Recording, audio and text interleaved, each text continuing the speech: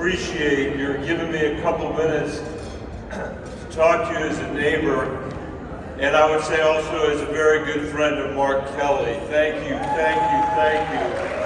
for sending us Mark Kelly.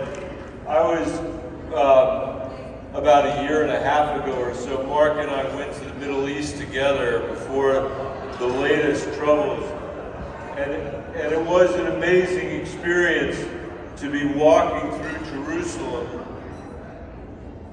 with Mark and having all these people coming up to talk to him. I had no idea that an astronaut could be that well known.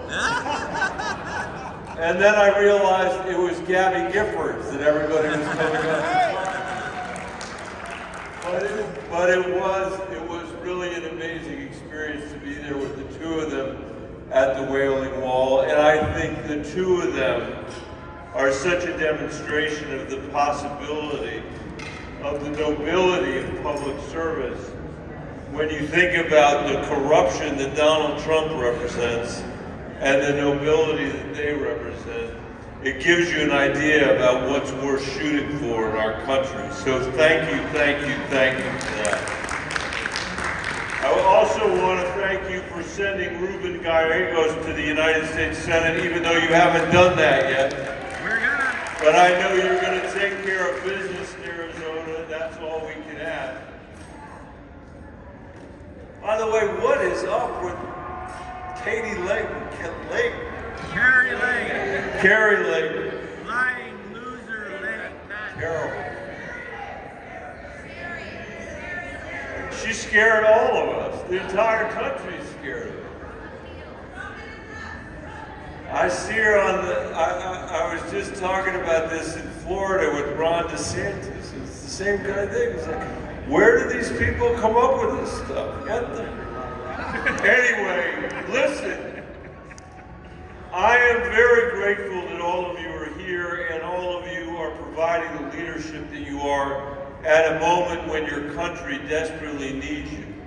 And when I think about our country, often my starting place are the kids that I used to work for when I was superintendent of the Denver Public Schools, which is the job that I had before I was in the Senate. And most of the kids in Denver were kids of color. Most of the kids were kids living in poverty. And no matter what they did, their parents were working 2 and 3 jobs. No matter what they did, they couldn't get their kids out of poverty because of the trickle-down economics that our families are facing all over the country.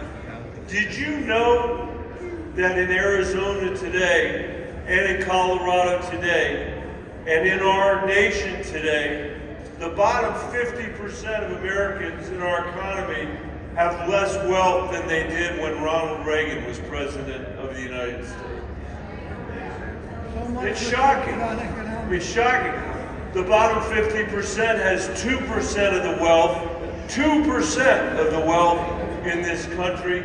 The top 10% has 75% of the wealth in this country.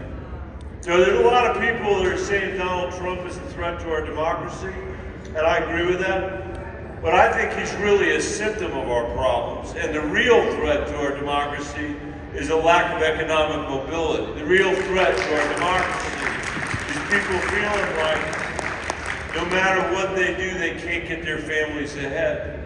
And that's why when I got to the Senate as a former school superintendent, I rewrote the child tax credit in an effort to make a difference there. And my first 3 sponsors were Sherrod Brown from Ohio, Cory Booker from New Jersey, and wait for it, Kamala Harris from the great state of California. And then I ran what I refer to as my not very well noticed campaign for president.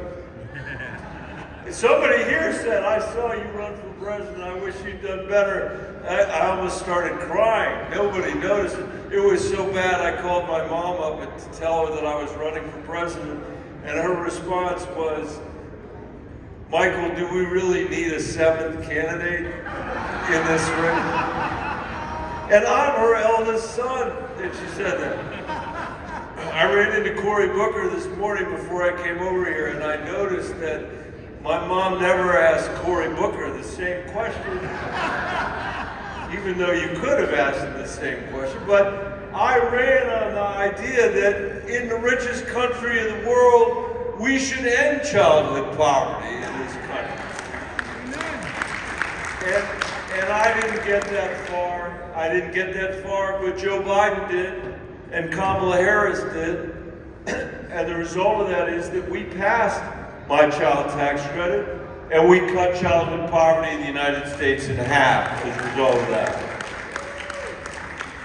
And now Kamala has made it part of her agenda, part of the Democratic agenda, which I think is a good thing because Donald Trump's tax cuts, all of that went to the wealthiest people in America.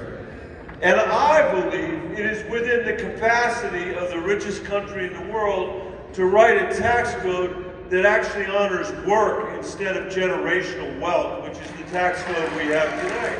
Yes, sir.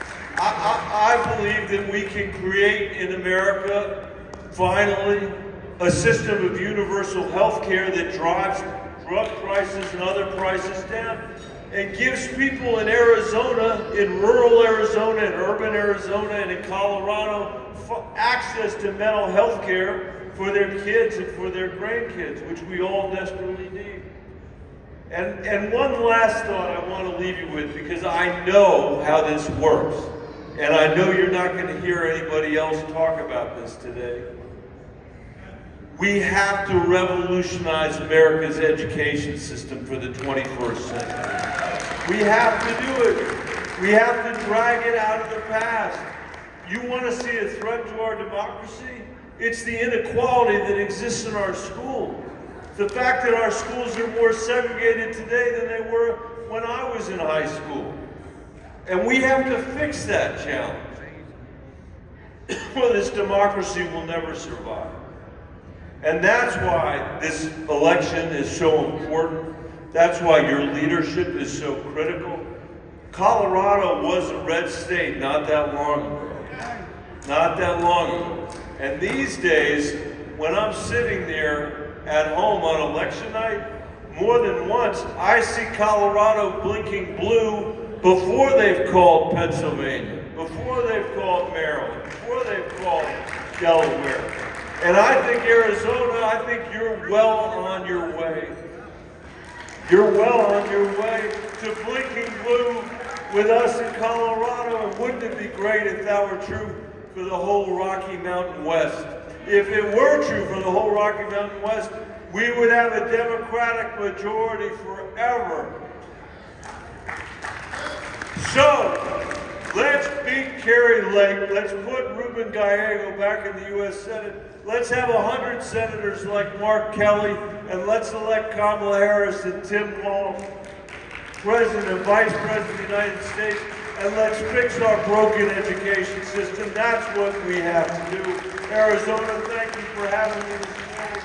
I hope you have a wonderful last day of this beautiful convention. Thank you.